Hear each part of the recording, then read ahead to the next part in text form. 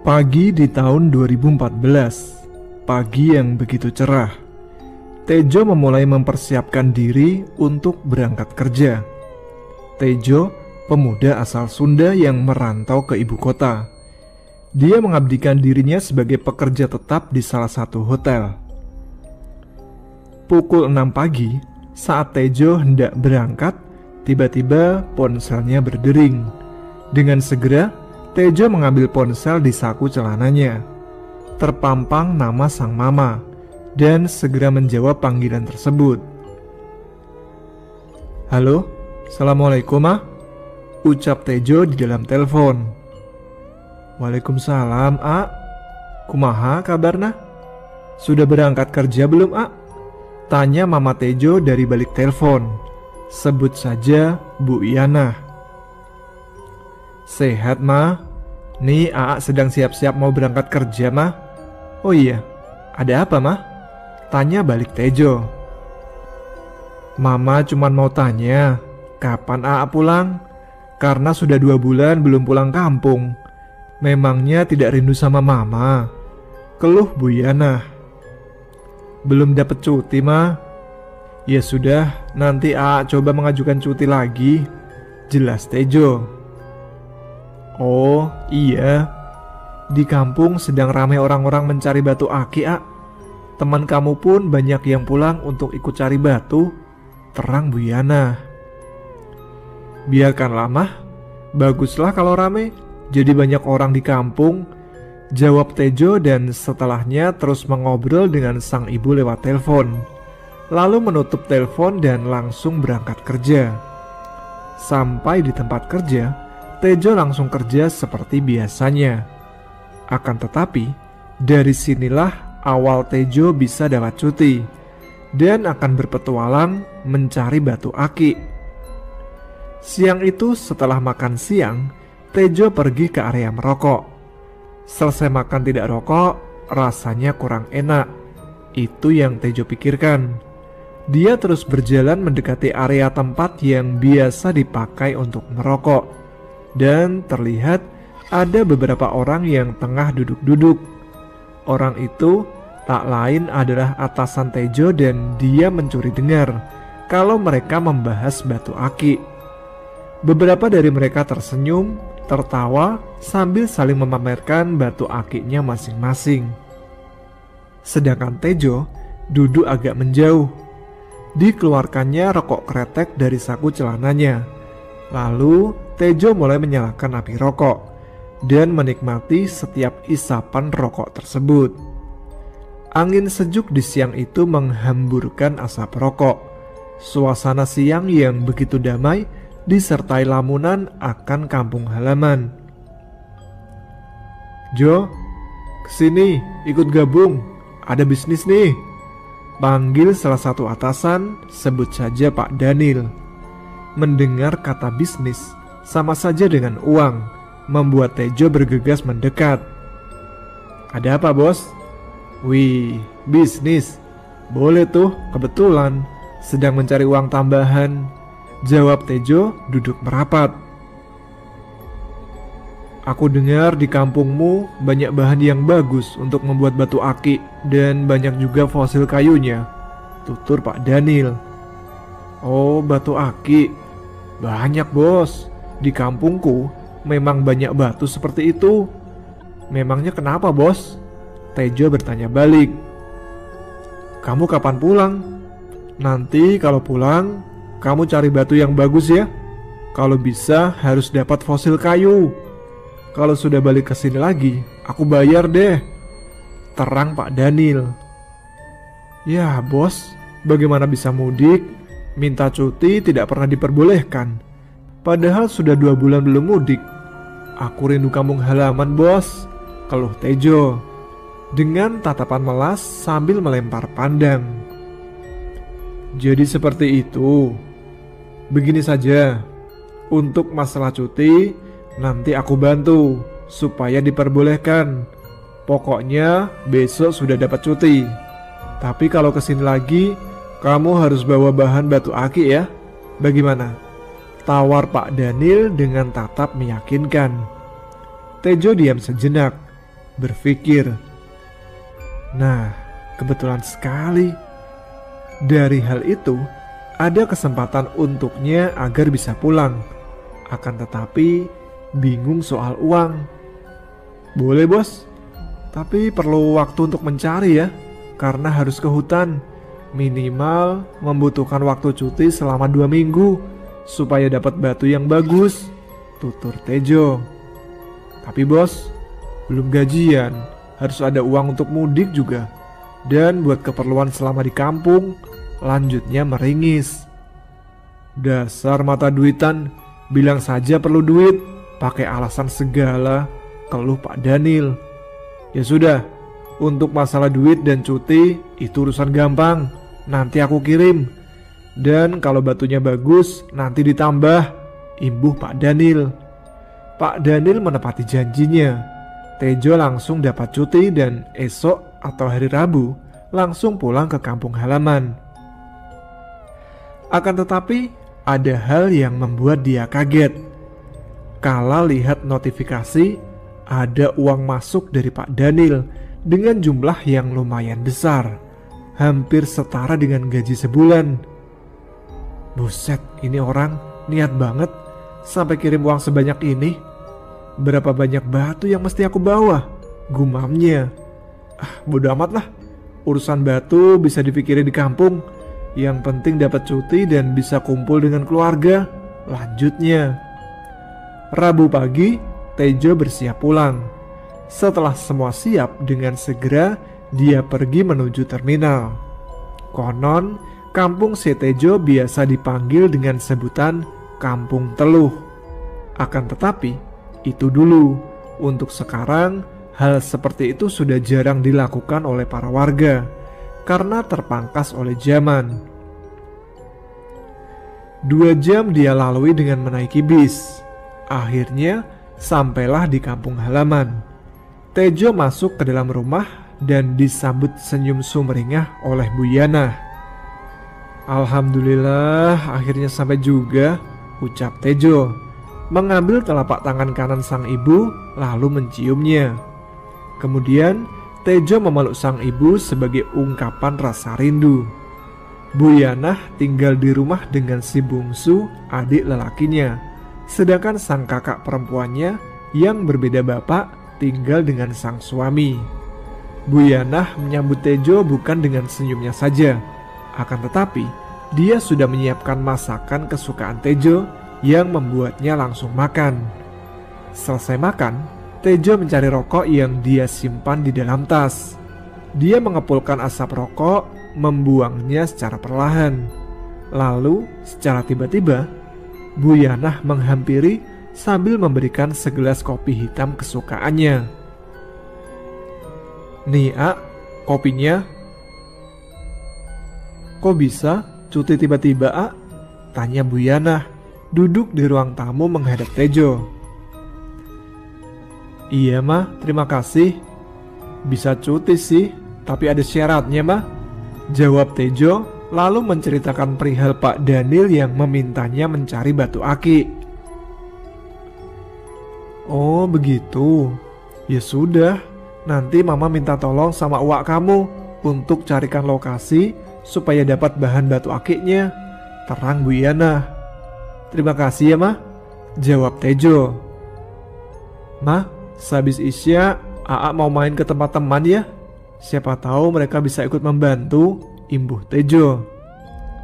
Silahkan, tapi pulangnya jangan terlalu pagi ya, Aa kan baru sampai, masa tidak ada lelahnya main terus, saran Bu Yana yang tahu kalau kebiasaan Tejo kalau pulang kampung mainnya tidak kenal waktu. Jam 8 malam, Tejo berangkat ke rumah temannya. Jarak antara rumah Tejo dengan rumah yang dituju sekitar 20 menit berjalan kaki.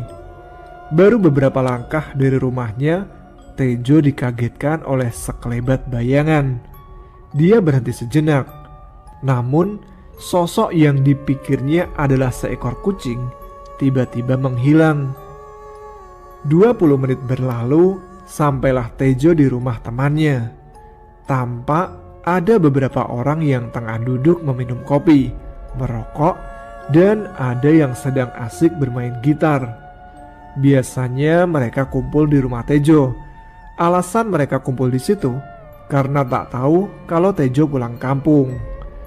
Sebut saja teman-temannya dengan nama Dukun, Erwi, Bono, dan satu lagi bernama JJ.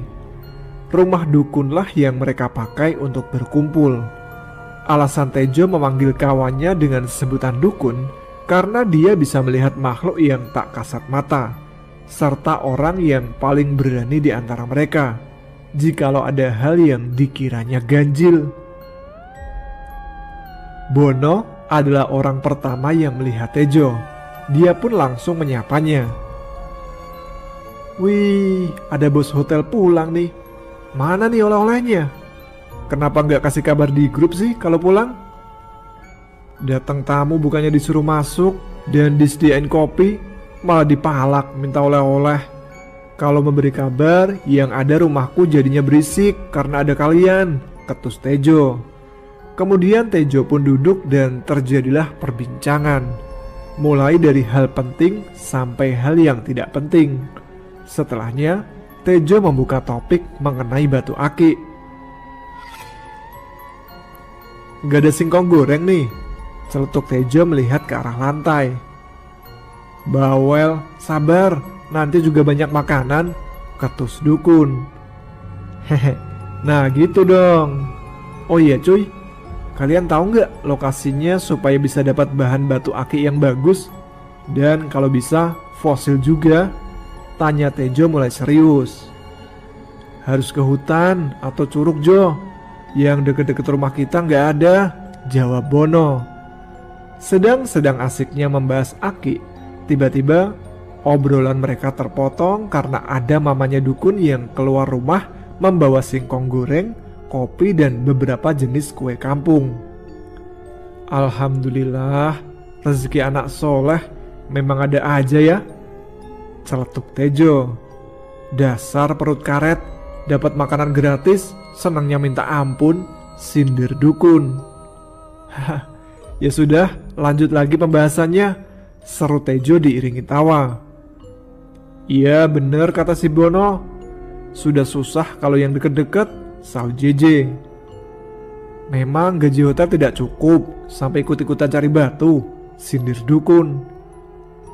"Bukannya begitu. Aku bisa cuti karena aku janji kalau cuti akan membawa batu untuk oleh-oleh," jelas Tejo. "Yang mencari batu bukan dari kampung kita saja Jo. Banyak orang dari luar kota berburu batu di sini. Tuh si Bono sama si Dukun sampai nekat mencari batu di Curug Tapa, bahkan sampai menginap," terang Erwi. Saat Erwi menerangkan kalau Bono dan Dukun mencari batu sampai ke Curug Tapa, ekspresinya sambil tertawa, seolah ada kejadian seru yang menimpa keduanya. Karena Curug Tapa yang jauh dari kampung mereka terkenal dengan keangkerannya. "Ah, memang sial, kapok dah aku kalau harus ke situ malam-malam, apalagi harus menginap lagi di sana. Sumpah, demitnya galak-galak dan aneh-aneh," teriak Bono. "Kamu saja yang penakut.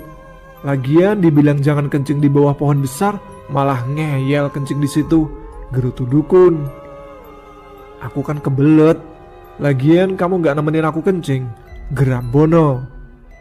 "Untung saja tititmu tidak dicomot," haha, sindir Erwi yang langsung memecah tawa di antara mereka. "Mendingan kamu minta tolong sama uakmu saja. Beliau tahu tuh lokasinya," saran Dukun. "Iya deh, aku minta tolong sama beliau saja," jawab Tejo sedikit kecewa. Sedang asiknya mengobrol membuat mereka lupa waktu. Ternyata sudah jam 1 lewat sekian menit. Tejo yang sudah berjanji dengan mamanya agar tidak pulang pagi, akhirnya berpamitan dengan teman-temannya. "Aku pulang duluan ya, aku gak enak sama mama. Aku sudah janji pulang cepat," teriak Tejo. Dasar anak mami. Hati-hati, di pohon asem suka ada kuntilanak menggoda." "Ya sudah, besok kita ke rumah kamu ya. Siapkan sesaji yang enak untuk kita-kita, celetuk Bono.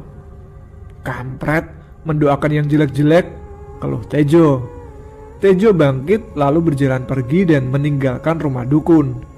Dia terus berjalan dan setelah lumayan jauh, merasa ada mata yang mengawasi setiap langkahnya. Tejo berhenti melihat sekeliling. Akan tetapi, tak ada satu orang pun di jalan yang sedang dilewatinya. Ah, mungkin hanya perasaanku saja, gumam Tejo dalam hatinya. Dinginnya embun mendekap tubuh. Semakin dingin kala melihat pohon asem yang Bono ceritakan. Akan tetapi, Tejo mencoba acuh dan melewati pohon asem tanpa ada rasa ragu. Tiba-tiba terdengar suara benda jatuh. Tejo terdiam untuk sesaat, kemudian mencari sumber suara. Aneh, tidak ada apapun yang terjatuh di tanah.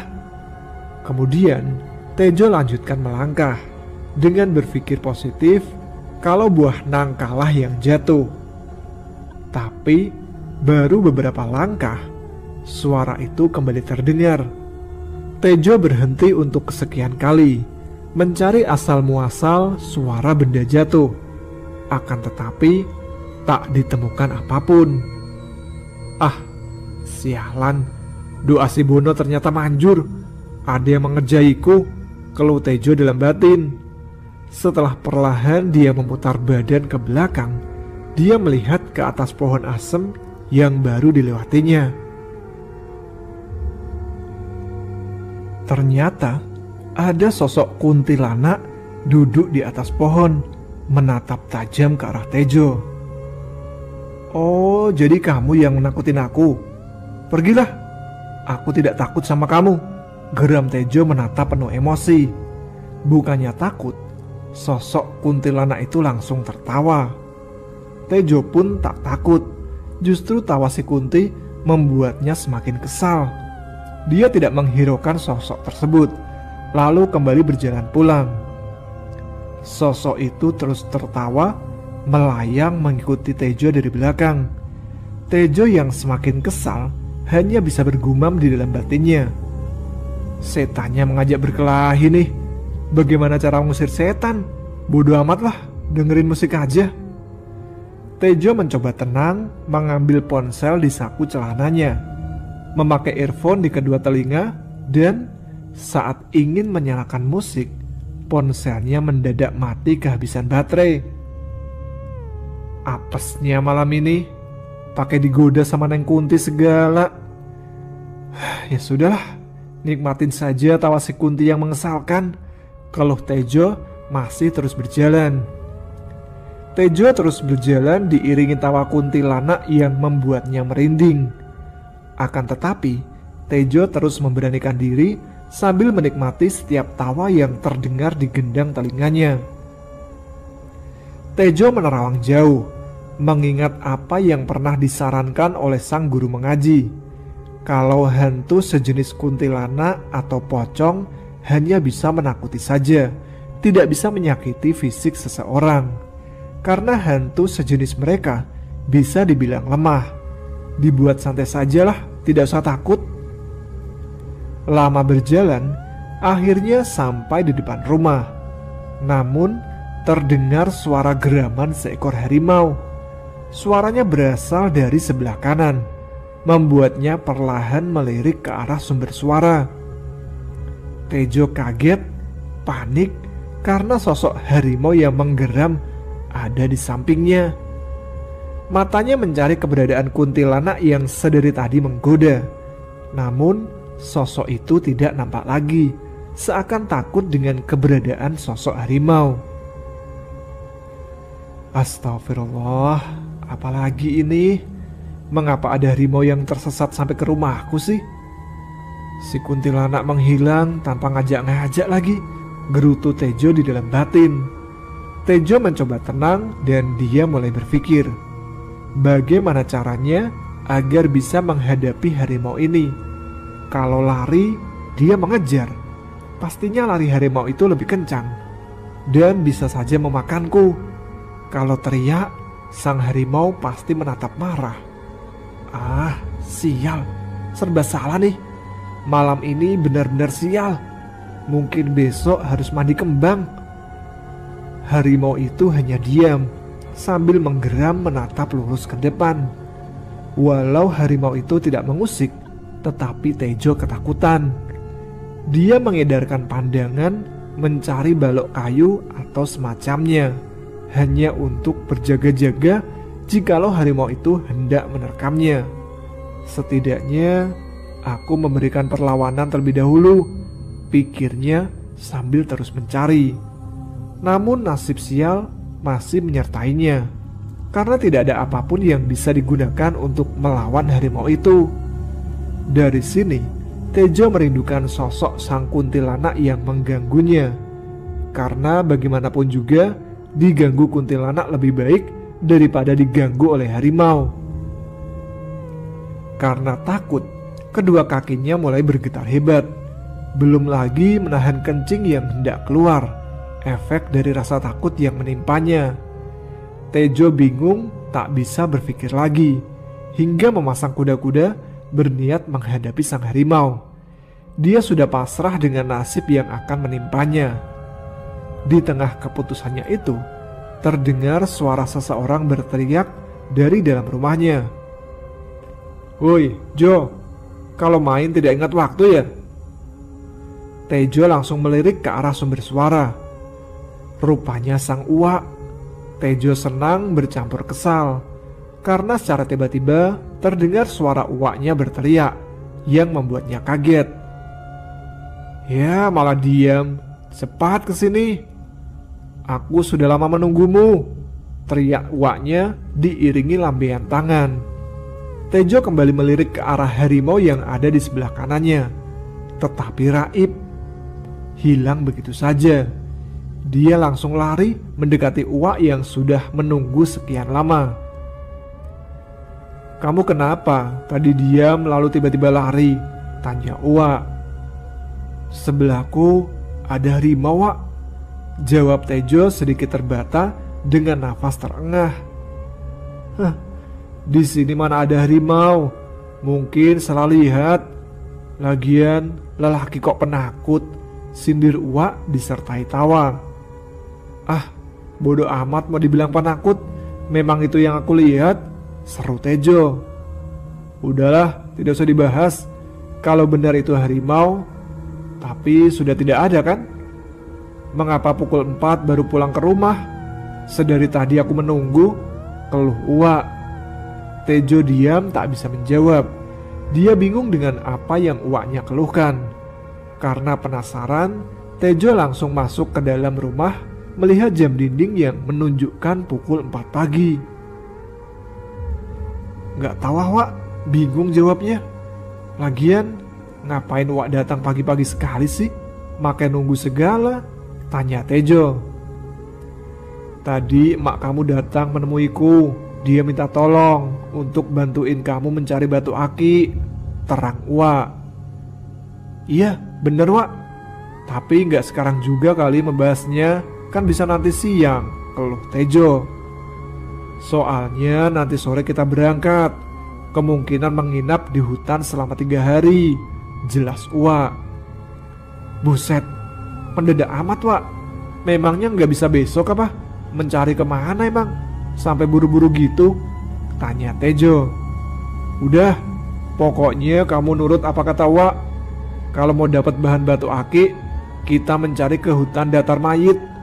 Nanti Wak ajak Mamang dan Aupi," seru Wak. Tejo diam seakan lidahnya tercekat di antara rongga mulut ketika mendengar kata hutan datar mayit. Hutan datar mayit adalah hutan yang paling seram. Vegetasinya sangat rapat dan angker.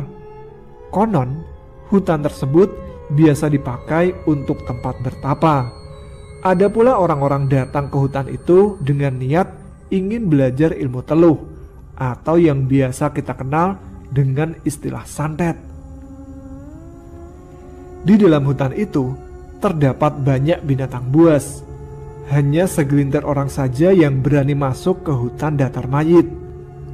Karena dari kabar yang beredar, kebanyakan orang yang masuk ke dalam hutan tersebut tidak pernah kembali. Akan tetapi, Tejo tak bisa protes dan hanya bisa mengiyakan. Karena percuma, takkan bisa menolak. Jika sang uak sudah memutuskan sesuatu, maka harus dipenuhi. Tejo berlari kecil menuju ke kamar, lalu kembali menghadap sang uak dengan memberikan beberapa uang untuk keperluan logistik dan lain-lain. Setelahnya, mereka lanjut berbincang dan setelah usai berbincang, Tejo masuk kamar sambil mengisi daya ponselnya. Lalu setelah mengirimkan pesan via grup WhatsApp, "Nanti sore kalau ada yang mau ikut cari batu, kumpul di rumahku. Kita menginap selama 3 hari. Dan untuk lokasinya, hutan datar mayit." Setelah mengirim pesan di grup WhatsApp, Tejo langsung tidur. Dia tidak mau memikirkan kejadian aneh yang akan menimpa, karena semakin dipikirkan akan membuatnya semakin pusing. Intinya, yang sudah terjadi biarlah terjadi dan anggap saja pengalaman baru. Di dalam tidurnya, Tejo mimpi bertemu dengan sosok harimau tersebut. Perlahan, sosok itu berubah wujud menjadi sosok manusia. Wujud lelaki yang gagah perkasa. Dia tersenyum memandang ke arahnya. Tak lama, dia terbangun dari tidur. Tampak jarum jam menunjuk ke angka 2. Siang itu Tejo bergegas bangun, kemudian mandi. Tidak lupa melaksanakan sholat duhur dan setelahnya makan. Sehabis makan, temannya yang bernama Kuncen datang berkunjung. "Assalamualaikum." "Waalaikumsalam." "Mau kemana sampai bawa tas?" tanya Tejo. "Ikut ke hutan, bosan di rumah. Sekalian mau tahu ada apa aja di dalam hutan itu," jawab Kuncen. "Baiklah kalau mau ikut. Jadi ada teman dan gak stres karena saudara-saudaraku," seru Tejo. Disambut tawa oleh Kuncen yang seolah tahu siapa orang yang Tejo maksud. Sedang asik mengobrol, Uwak, paman dan anaknya Uwak pun datang. Dari kejauhan, pamannya menatap ke arah Tejo dengan senyuman jahatnya, seolah ada niat tidak baik yang terlukis di dalam senyumnya.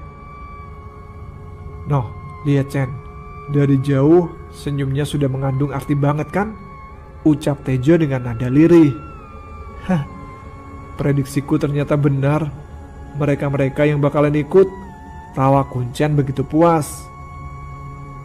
"Sudah angker itu hutan, yang ikut malah tim begituan. Lengkap sudah penderitaan 3 hari ke depan," keluh Tejo. Ketiganya masuk ke dalam rumah, lalu mulai membahas perjalanan yang akan mereka lakukan, mengecek segala keperluan logistik dan semacamnya. Rencananya masuk hutan datar mayit dengan membuka jalur baru. Mereka membawa parang atau golok dan tugas itu dipercayakan kepada Mang Erik dan Aupi. Wak Juman salah satu kakak Buyana, orang yang disegani di kampungnya. Beliau adalah pecinta alam dan sewaktu muda dulu pernah masuk pesantren gaib. Mang Erik, adik dari Buyana, sejak lulus sekolah dasar dia mulai naik gunung, dan setelahnya mendaki dijadikan hobi olehnya. Bukan hanya naik gunung, bahkan pernah hidup di dalam hutan selama 4 bulan. Orang terekstrim di keluarga Tejo dan sang paman ingin si Tejo mengikuti jejaknya. Akan tetapi Tejo tidak mau. Aupi adalah anak pertama Uwak Jaman. Tak jauh berbeda dengan Mang Erik, hanya saja tak se-ekstrim Mang Erik. Sedangkan Kuncen, dia adalah sahabat Tejo sedari kecil. Orangnya pendiam tetapi suka membuat Tejo jengkel. Mereka berdua pernah masuk pesantren dan kabur bersama, meninggalkan pesantren tersebut. Jam 4 sore, mereka mulai melakukan perjalanan. Namun sebelumnya, Tejo berpamitan dengan sang ibu meminta doa agar selamat sampai tujuan dan bisa kembali pulang dengan selamat pula. Dimulailah perjalanan mereka yang menempuh waktu sekitar 2 jam berjalan kaki. Selama dalam perjalanan menuju ke hutan, tidak ada kendala. Akan tetapi, di sepanjang perjalanan, Tejo terus berpikir dan takut jika ada suatu hal yang buruk menimpa saat sudah ada di dalam hutan. Terus terfikir alasan Wak Juman mengajaknya ke hutan tersebut dan terus memikirkan soal mimpi yang dilihatnya. Pertanyaan demi pertanyaan berkecamuk di dalam kepalanya. Nanti kamu tahu jawabannya ketika kita sudah ada di dalam hutan, seru Wak Juman setelah menepuk pundak Tejo dari belakang. Tejo kaget tidak bisa menjawab, namun di dalam hati dia berkata, "Anjay, ini aki-aki sakti bener dah, tahu isi hatiku." Mang Erik terdengar tertawa, padahal posisinya berada paling depan, seolah tahu apa yang Tejo pikirkan, dan seolah mendengar apa yang Tejo ucapkan di dalam hatinya. Secara tiba-tiba, Kuncen bertanya, "Mamang kamu ngapain tertawa sendirian? Habis menang lotre kali? Udah biarin, yuk kita lanjut jalan," jawab Tejo dan keduanya lanjut berjalan. Setelah menempuh perjalanan panjang tanpa adanya istirahat, sampailah mereka di perbatasan antara hutan dan kebun warga.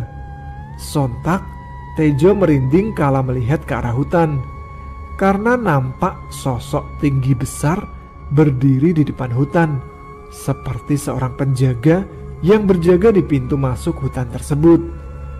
Nyatanya, bukan dia saja yang melihat sosok itu, karena Kuncen pun melihatnya, lalu menarik tangan Tejo sambil berujar, "Jo, itu apa anjir? Tinggi hitam." "Kamu lihat juga?" tanya Tejo enteng. "Lihatlah, orang besar gitu. Aku belum masuk, tapi sudah merinding jir," jawab Kuncen tergagap. "Mungkin satpam kali," celetuk Tejo. Upi langsung menimpali percakapan mereka. "Kalian ngomong apa sih? Gak ada apa-apa." Tejo langsung menunjuk ke arah sosok tinggi besar itu. Namun secara tiba-tiba, sosok yang mereka lihat tak nampak lagi. "Itu di depan ada saung, di bawahnya ada aliran sungai. Kita istirahat aja di situ sambil nunggu waktu maghrib. Baru setelahnya kita lanjut lagi," seru Wak Juman dan semuanya pun mengiyakan. Setelah sampai saung, mereka pun beristirahat. Tanpa disuruh, Kuncen menyalakan kompor berniat memasak air untuk membuat kopi. Sedangkan Mang Erik dan Wak Juman pergi entah kemana. Sambil menunggu air mendidih, Tejo mengambil rokok kreteknya. Menyalalah api rokok, menikmati setiap kepulan asap sambil bersandar di tiang saung. Matanya menatap jauh ke dalam hutan. Semakin ditatap, tampak banyak sosok lalu lalang. Kemudian, sosok tinggi besar yang waktu itu tiba-tiba menghilang, kini hadir kembali, disertai kabut tebal menyelimuti seisi hutan. Sosok itu menatap Tejo dan tersenyum. Sosok tinggi besar kembali hilang, lenyap ditelan pekatnya kabut. Akan tetapi, sebelum sosok itu menghilang, Tejo memanggil Kuncen. "Cen, coba kamu lihat hutannya," seru Tejo. Sontak, Kuncen menatap ke arah hutan. Dia kaget kala melihat banyaknya sosok kuntilanak yang menutup pandangan. "Astagfirullah, kuntilanaknya banyak sekali. Mau demo ya?" "Kuntilanak? Itu kabut. Kuntilanak dari mananya sih?" jawab Tejo dengan nada jengkel. Tejo heran, begitupun Kuncen. Mereka terus berdebat karena apa yang dilihat masing-masing tidak sama. Perdebatan untuk mengetahui siapa yang benar antara kabut atau sosok kuntilanak. "Sudah, gak usah bertengkar. Kalau di hutan sudah biasa seperti ini. celetuk Aupi. Hah? Biasa? Memangnya Aupi pernah kesini? Tanya Tejo dengan nada membentak. Aupi menjelaskan, perjalanan ini sudah keempat kalinya buatku. Bukan itu saja, aku pernah solo bushcraft selama 2 minggu di dalam hutan ini. Di dalam hutan penuh dengan makhluk gaib. Uwa dan mamang kamu sebenarnya sering kesini untuk mencari tanaman obat. Lanjutnya membuat Tejo dan Kuncen terdiam saling pandang. Dibuat santai saja, yang lebih utama perbanyak doa. Lanjut Aupi lagi. Keluargamu memang gak ada rasa takut-takutnya ya menghadapi hal seperti ini, sindir Kuncen. Makanya pesantren ditamatkan, jangan kabur, sindir balik Aupi. Kuncen dan Tejo tertawa tipis setelah mendengar sindiran itu. Sedang asik mengobrol, Wak Juman dan Mang Erik tiba-tiba datang. Dengan segera, Kuncen memberikan kopi kepada mereka. Sedang asik menyeruput kopi, Mang Erik bertanya, "Bagaimana sambutannya? Seru kan?" Yang seperti ini dibilang seru, kamu sakit, Mang. Kalau ada pilihan, mending gak jadi deh, keluh Tejo. Haha, udah, anggap saja ini ospek buat kalian berdua, jawab Mang Erik disertai tawa. Mang Erik terus tertawa. Dia senang karena tahu kalau perjalanan masuk ke hutan tidak bisa ditunda ataupun dibatalkan. Jangan mengobrol terus, cepat ambil wudhu, kita sholat berjamaah, seru Wak Juman. Tejo dan Kuncen bergegas menuju selokan yang ada di dekat saung untuk ambil wudhu. Belum sampai tujuan, keduanya melihat sosok harimau tengah menatap mereka. "Macan!" ucap keduanya kaget saling menatap. Takut sama hantu masih bisa ditahan, tapi sama yang beginian, lemas kedua lututku, keluh Kuncen. Aku pun sama, jawab Tejo. Udah yuk, buruan ambil wudhu biar bisa ke saung, lanjut Tejo. Lalu keduanya mengambil wudhu dan setelahnya lari menuju ke saung.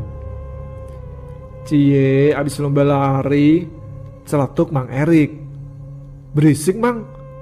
Gak tahu kalau kita habis lihat macan, ucap Tejo. Balik aja yuk, aku takut sama binatang buasnya, imbuh Tejo. Ya elah, cemen amat sih, cuman macan doang, sindir Mang Erik dengan nada enteng, membuat Wak Juman dan Aupi tertawa. Keluarga macam apa sih Jo? Gak ada takut-takutnya, gak ada panik gitu kak? Bisik Kuncen. Nanti saja ngobrolnya, salah satu dari kalian cepat adzan, seru Wak Juman. Tejo dan Kuncen main sweet untuk menentukan siapa yang azan. Tejo kalah dan dialah yang azan. Ketika dia azan, terasa begitu sunyi, bahkan tidak ada suara terdengar baik dari binatang atau sesuatu yang lain. Singkat cerita, setelah mereka melakukan sholat berjamaah, kabut yang menyelimuti hutan pun hilang.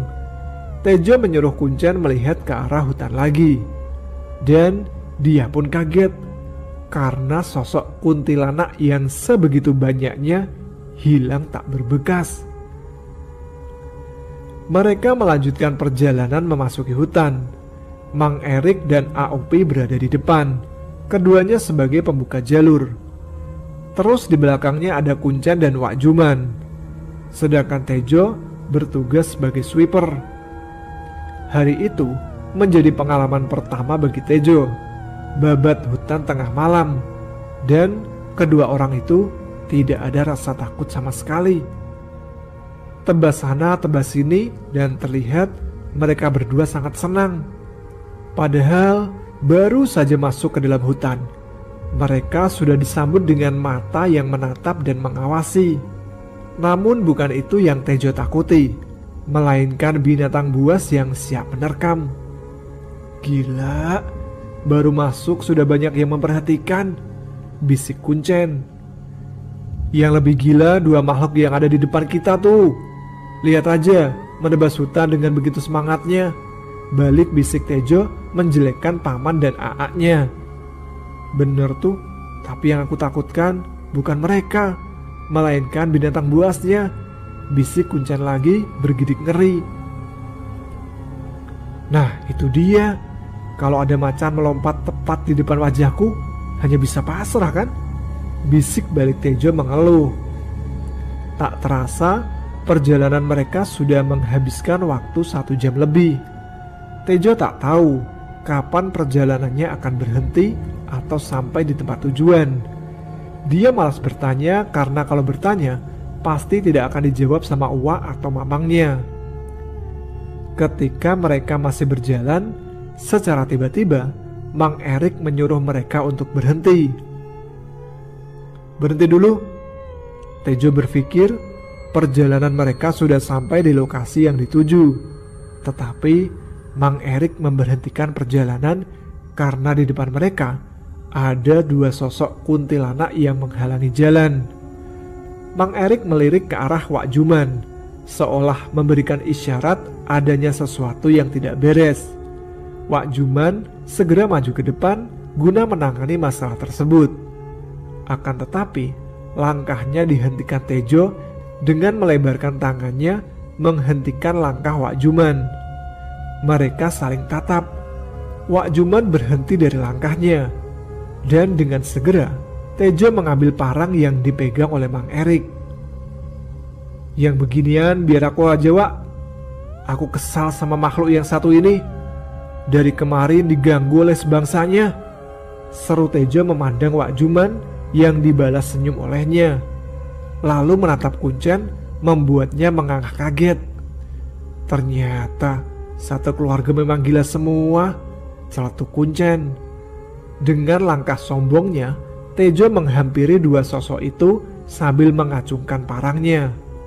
Akan tetapi, sosok itu tiba-tiba melayang disertai lengkingan tawa. Terbangnya 2 sosok kuntilanak membuat satu sosok yang awalnya tidak terlihat jadi terlihat. Sosok yang ada di belakang kedua kuntilanak sebelum terbang. Makhluk yang begitu menyeramkan membuat Tejo menghentikan langkah kakinya. Keringatnya mulai bercucuran, kaki berasa mati rasa. Tejo ketakutan. Sosok yang begitu menyeramkan, yang baru pertama kali dilihat oleh Tejo, dengan kulit gosong terbakar, bola matanya keluar, lidah panjang dan menjulur, kuku-kuku yang panjang, dan taring runcing menjuntai keluar.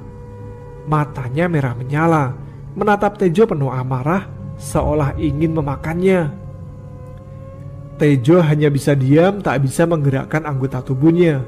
Dalam ketakutan, dia ingin meronta meminta tolong.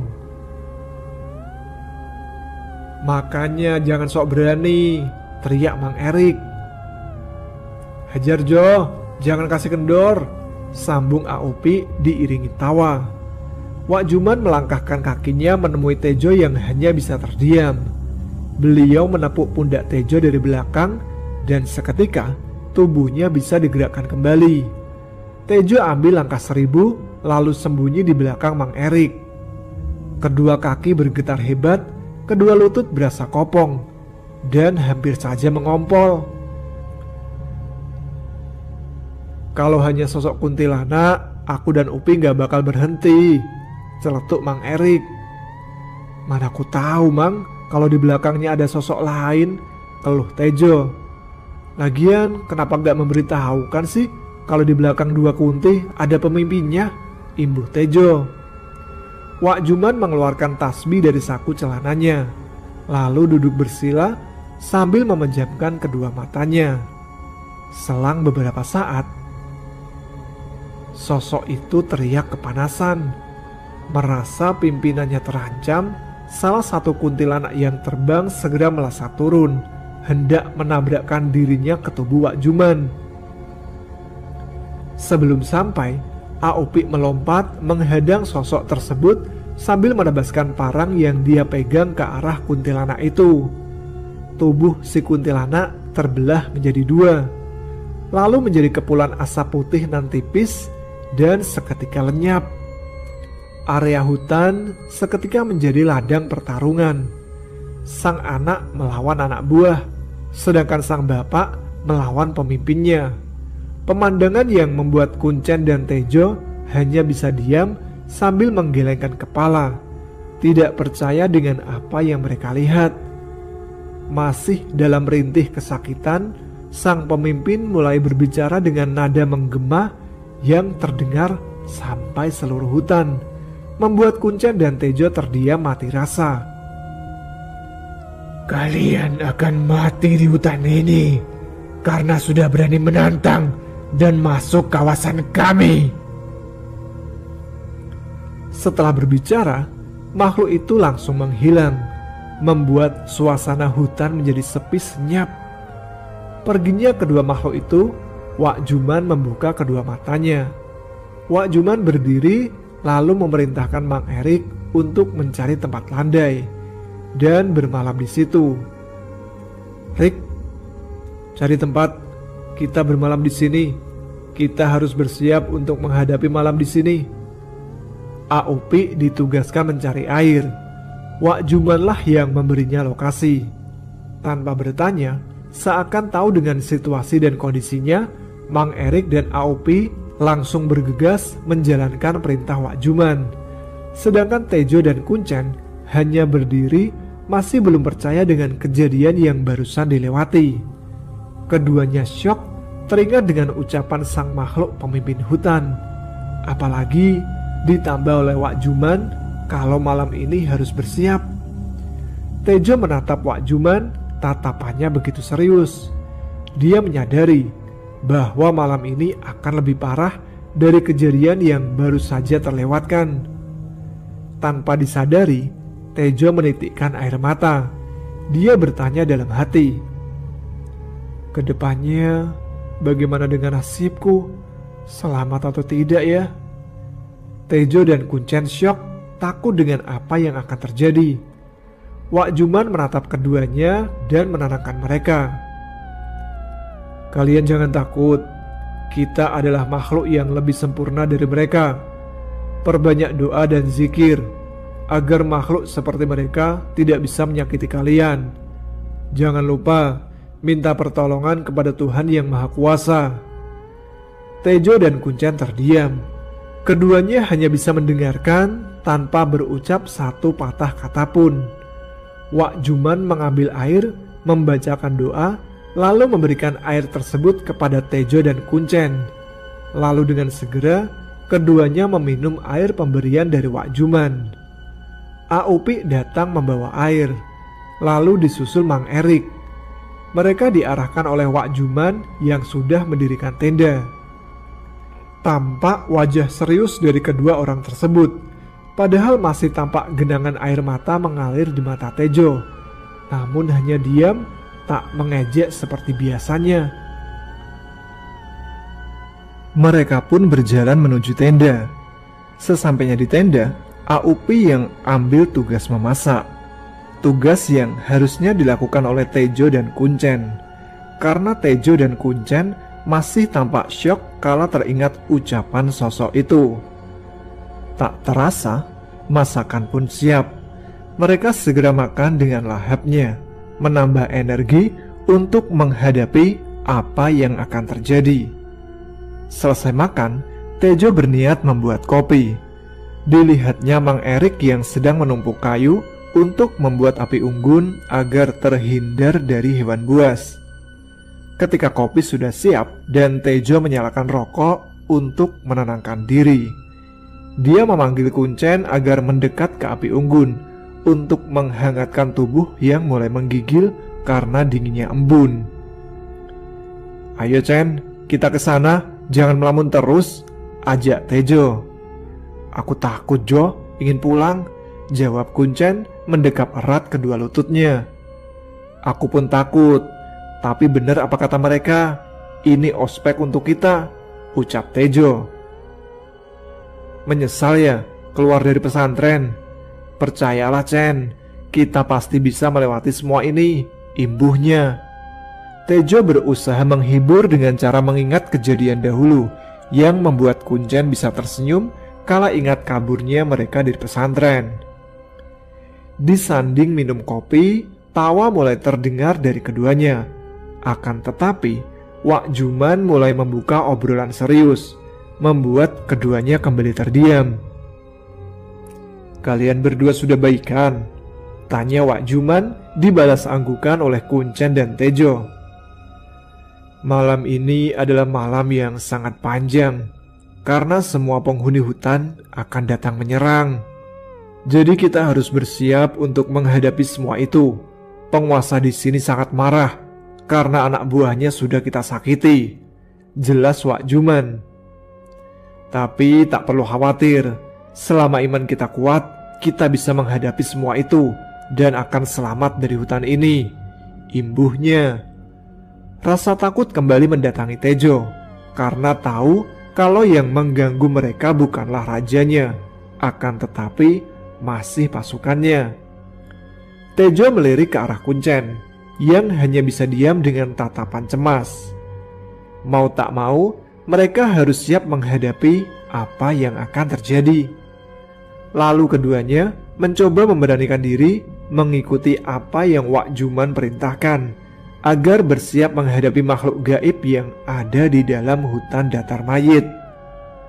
Wak Juman menyuruh mereka mengambil wudhu, lalu berlanjut sholat isya berjamaah. Mereka pun berwudhu dengan air yang sudah disediakan oleh Aupi. Selesai ambil wudhu, Tejo azan disambung iqomah, lalu melaksanakan sholat berjamaah. Di sepanjang hidup, baru Tejo rasakan sholat yang benar-benar khusyuk.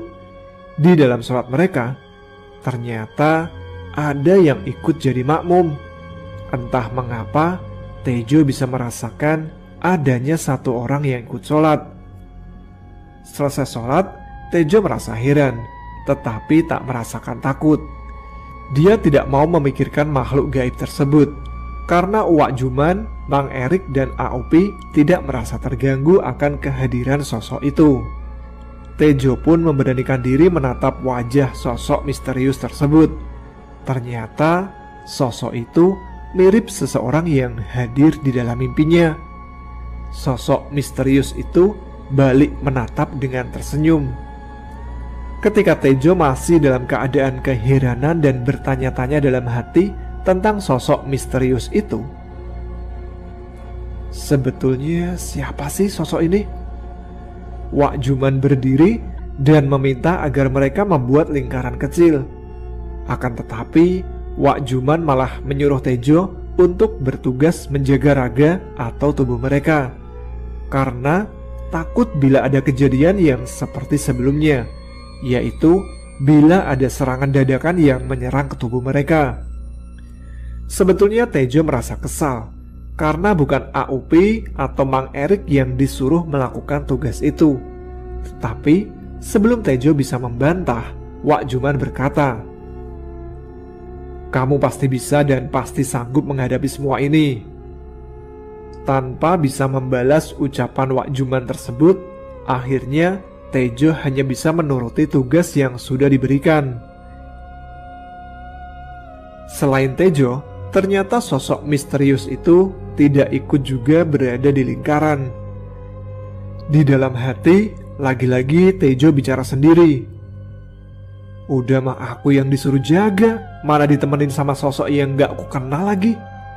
Tapi kayaknya sih ini makhluk baik deh. Tapi ya jujur aja sih, kalau tiba-tiba sosok ini berubah jadi macan seperti yang ada di dalam mimpi, jiper juga sih aku, meskipun sosok ini tampak baik." Lantas Wak Juman pun meminta Mang Erik, Aupi, dan Kuncen agar memejamkan mata sambil terus berzikir. Setelah mata mereka terpejam, Tejo pun tampak kebingungan. Dia tidak tahu harus melakukan apa lagi. Kalau mengajak ngobrol sosok yang ada di sampingnya, gak mungkin juga kan? Kemudian Tejo mengambil sebuah parang. Dia berniat membuat persiapan dan berjaga-jaga, karena takut bila ada yang mengganggu kegiatan Wak Juman dan yang lainnya. Sosok yang duduk di sebelah Tejo tampak tersenyum saat melihat Tejo yang sedang mondar-mandir gak jelas. Si anjir ini dari tadi malah senyum-senyum melulu, gumam hati Tejo dengan kesal. Dalam keadaan yang membuat Tejo semakin bingung, dia lalu mengambil sebatang rokok agar terlihat tidak terlalu panik atau kaku lagi. Rupanya Tejo pun mencoba hal yang tampak gila. Dia menyodorkan sebungkus rokoknya kepada sosok itu. "Mau rokok, Bang?" tanya Tejo menawarkan rokok tersebut. Ternyata sosok itu pun mau mengambil sebatang rokok sambil tersenyum. Sikap sosok itu pun sama seperti manusia biasa pada umumnya.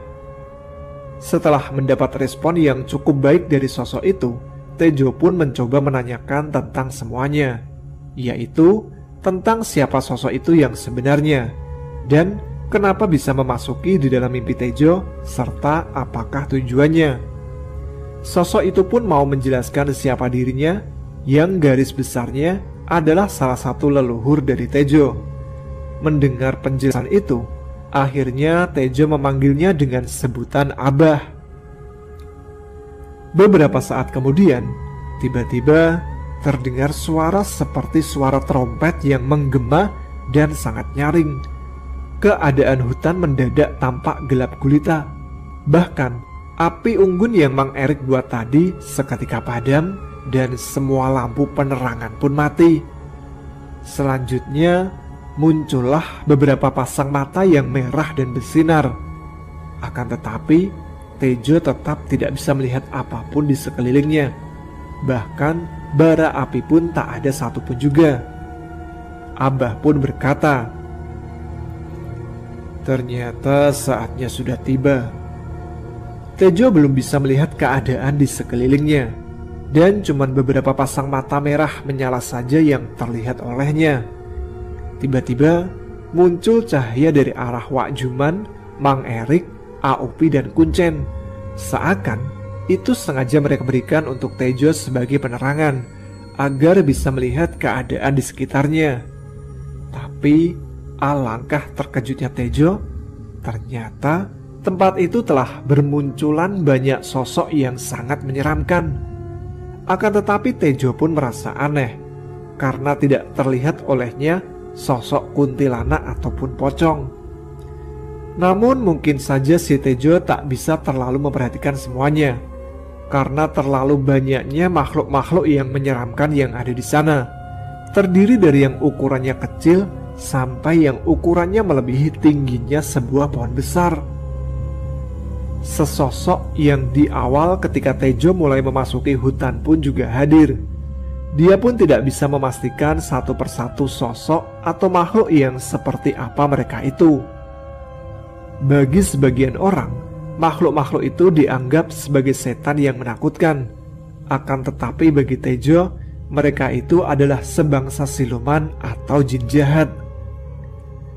Sesaat kemudian, Abah mendadak berubah menjadi seekor macan.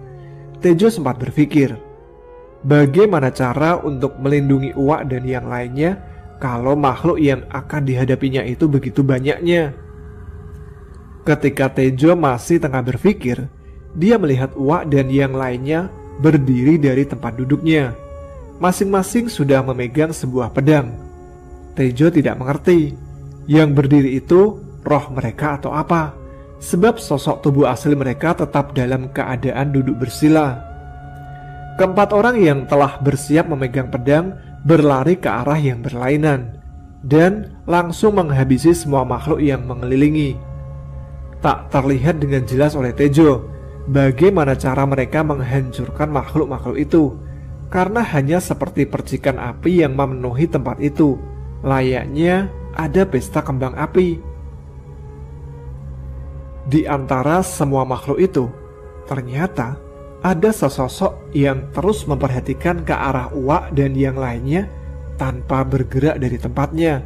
Seakan dia mengawasi gerakan Uwak dan teman-temannya yang sedang beraksi menumpas makhluk-makhluk menyeramkan tersebut.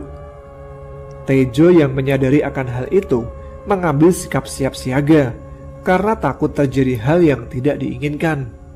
Ternyata firasat Tejo memang tidak salah. Sosok yang sejak tadi hanya memandangi perkelahian tiba-tiba mendekat. lalu seketika berubah menjadi sosok yang sangat aneh. Badannya menyerupai seekor kuda, tetapi mempunyai 4 kepala. Lehernya seperti ular yang bersisik. Keempat kepala itu mempunyai bentuk yang berbeda-beda. Yang pertama berbentuk kepala ular, sedangkan kepala yang kedua mirip wajah seorang wanita tua, namun dalam keadaan telah hancur dan terlihat menyeramkan. Pada kepala yang ketiga adalah kepala seekor macan. Kalau kepala yang keempat merupakan kepala seekor kuda. Ketika makhluk yang mempunyai 4 kepala itu hendak menyerang Raga Uwak dan yang lainnya, seketika itu juga Abah meloncat lalu menggigit salah satu kepala makhluk itu hingga putus. Raungan kesakitan keluar dari ketiga mulut makhluk itu. Kemudian dengan penuh amarah, makhluk yang kini tinggal memiliki 3 kepala berteriak, "Dasar tua bangka sialan, berani sekali kau ikut campur dan membantu mereka." Sosok yang sudah disebut Abah oleh Tejo pun menjawab dengan suara lantang, "Kau jangan pernah mengganggu cucu-cucuku, atau kulenyapkan kau dari muka bumi ini." Makhluk menyeramkan itu mulai menyerang Abah dengan ganas. Abah pun tidak tinggal diam dan langsung meladeninya dengan berani. Pada awalnya, perkelahian kedua makhluk dari alam gaib itu berlangsung sangat seru dan mendebarkan. Bagi Tejo, dia seakan melihat sebuah film tentang binatang purba yang mempertontonkan 2 Godzilla tengah bertarung dengan sengit.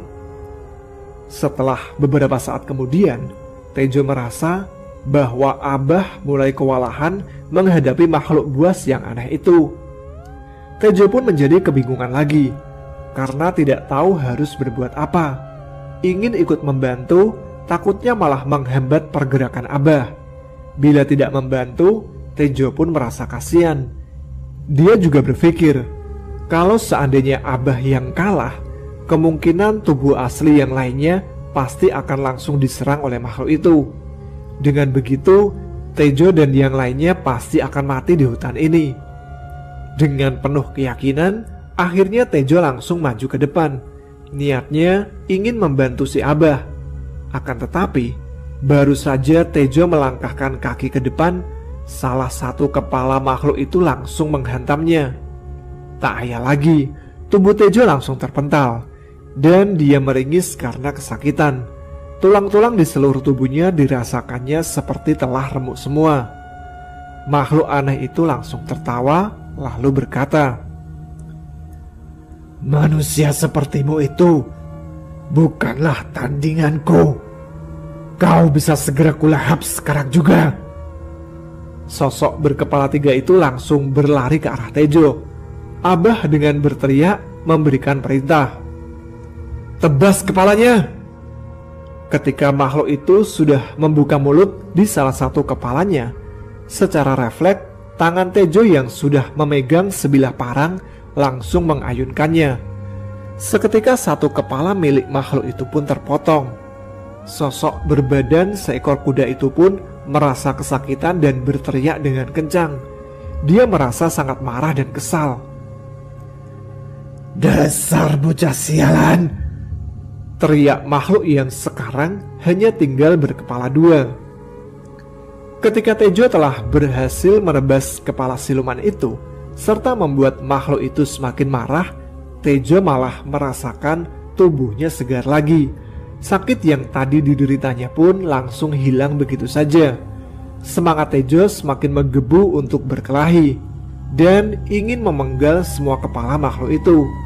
Tanpa merasa takut lagi, Tejo melangkah maju menghampiri siluman itu. Tejo terus memainkan parang yang tergenggam dengan kuat. Dia merasa seperti menjadi seorang pendekar pedang tanpa tanding. Tejo pun merasakan hal yang aneh. Tubuhnya seperti jauh lebih kuat dari sebelumnya. Setelah beberapa saat kemudian, dengan sekuat tenaga, akhirnya Tejo berhasil memenggal semua kepala makhluk menyeramkan itu. Pada saat kepala semua makhluk itu sudah terpenggal, siluman itu pun langsung menghilang. Namun setelah siluman itu hilang, nafsu untuk berkelahi Tejo semakin menggebu. Apalagi di sekeliling mereka ternyata masih banyak siluman lainnya. Dengan semangat yang berkobar-kobar, Tejo pun langsung menghambur di tempat Uak dan yang lainnya yang masih sedang bertempur untuk memusnahkan beberapa makhluk lagi. Niat Tejo ingin membantu Uaknya untuk menghabisi sosok-sosok mengerikan itu. Namun ketika dirinya sudah berhadapan dengan beberapa siluman, tiba-tiba semua makhluk itu langsung menghilang juga. Loh, pada kemana mereka? Tanya Tejo keheranan. Abah langsung menghampiri Tejo dengan sosok yang sudah berubah menjadi manusia gagah. Sambil tersenyum, Abah berkata, "Semuanya sudah berakhir. Sekarang Abah mau izin untuk pamit pulang ke alam Abah lagi. Sampaikan salam Abah untuk mama kamu. Dan jangan lupa untuk mengunjungi Abah lagi di sini ya. Setelah ini, kamu serta yang lainnya tidak perlu takut lagi dengan hutan ini." Abah pun berjalan menjauhi Tejo dan yang lainnya. Hingga akhirnya Abah benar-benar menghilang. Setelah itu, Tejo segera menuju ke arah tenda. Baru disadari juga oleh Tejo bahwa roh mereka berempat pun ternyata sudah tak lagi ada. Tetapi di tubuh mereka masih tampak mengeluarkan cahaya. Karena merasa situasi sudah mulai aman, Tejo pun duduk dan bersandar di sebuah pohon. Dia merasakan badannya sangat letih dan lelah. Namun di benaknya masih memikirkan semua kejadian yang tidak masuk akal yang baru saja dialaminya. Kalau hanya sebatas bertemu dengan setan, mungkin adalah hal yang biasa dan banyak orang mengalaminya. Akan tetapi bisa bertempur dengan makhluk-makhluk yang menyeramkan tersebut terasa berada di dalam adegan sebuah film antara genre horor atau komedi. Di dalam kesunyian malam dan keadaan tubuh yang kelelahan, Tejo tiba-tiba tampak terkulai seperti orang yang pingsan. Sekitar jam 7 pagi, Tejo terbangun dari tidurnya karena mendengar suara berisik dari luar tenda yang sudah bisa dipastikan bahwa suara itu berasal dari saudara-saudara Tejo. Saat terbangun, ternyata Tejo sudah berada di dalam tenda. Dia pun bergegas keluar tenda karena ingin menanyakan kondisi mereka. Namun, ketika sudah berada di luar, dirinya malah disambut dengan candaan dan ledekan dari saudara-saudaranya. Pada akhirnya, Tejo mengurungkan niatnya untuk bertanya, karena dilihatnya mereka semua dalam keadaan baik dan segar bugar. "Wih, jagoan udah bangun tuh. Sini ngopi dulu, biar rileks," ucap Mang Erik yang melihat kehadiran Tejo. "Sini Jo, sarapan dulu, ada nasi liwet nih," timpal Kuncen pula. Tanpa menunggu ditawari lagi, Tejo langsung menghampiri mereka dan dengan nikmatnya Tejo menyantap makanan yang terhidang di depannya tanpa mengeluarkan sepatah kata pun. Apalagi dia sangat lelah karena semalaman habis bertarung dan juga merasa sangat lapar setelah bangun tidur tadi. Seperti lelaki pada umumnya, selesai menghabiskan makanan, Tejo mulai menyalakan sebatang rokok. Sambil menghisap rokok, dia pun berpikir kembali. Di dalam hatinya penuh berbagai pertanyaan. Kenapa dia bisa berada di dalam tenda saat terbangun tadi? Juga, kenapa ada kejadian yang mengerikan sekaligus membuatnya bangga yang dia alami semalam? Akan tetapi, Tejo merasa lega saat Mang Erik menjelaskan ketika melihat dirinya pingsan, Mang Erik lah yang memindahkannya ke dalam tenda. Meskipun tidak ada satupun dari mereka semua yang membahas kejadian semalam dan seolah tak ada apapun yang terjadi, Tejo pun merasa malas dan tidak perlu menceritakan tentang semua hal yang dialaminya semalam. Namun pada akhirnya Tejo pun bertanya, "Yuk, kapan kita siap untuk mencari batu? Biar kita bisa cepat pulang." Akan tetapi, Tejo menjadi bengong karena semua saudaranya langsung tertawa setelah mendengar pertanyaannya itu. Lalu Kuncen yang menjawab, "Udah, santai aja, batunya udah dapet kok." Aupi pun menimpali, "No, batu udah ada banyak di samping tenda no. Saatnya kita nikmati alam di sini dulu ya."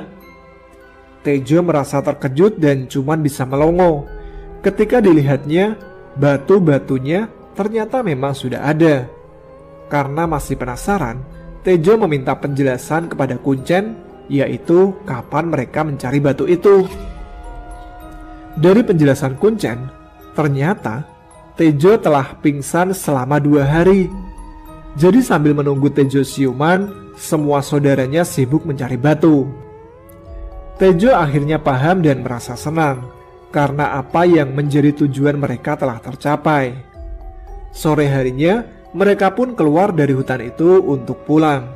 Sesampainya di rumah, tak ada satu orang pun dari mereka yang menceritakan tentang kejadian waktu itu. Bahkan banyak teman mereka yang mengajukan pertanyaan kepada Tejo. Tapi Tejo hanya menjawab, "Gak ada apa-apa kok." Hanya itulah jawaban dari Tejo. Dan banyak dari mereka yang tidak percaya dengan jawaban Tejo. Ceritanya selesai di sini ya. Oh iya, setelah berkelahi dengan sosok siluman yang ada di hutan, mereka langsung hilang. Tetapi bukan hilang untuk selamanya, karena mereka masih ada. Intinya, makhluk gaib itu nyata. Tapi tidak semua makhluk gaib menyakiti manusia. Satu lagi, sebenarnya perwujudan setan tergantung dari pemikiran rasa takut kalian. Coba saja, hilangkan rasa takutnya. Contoh, imajinasikan sosok yang dilihat menyerupai seorang idola.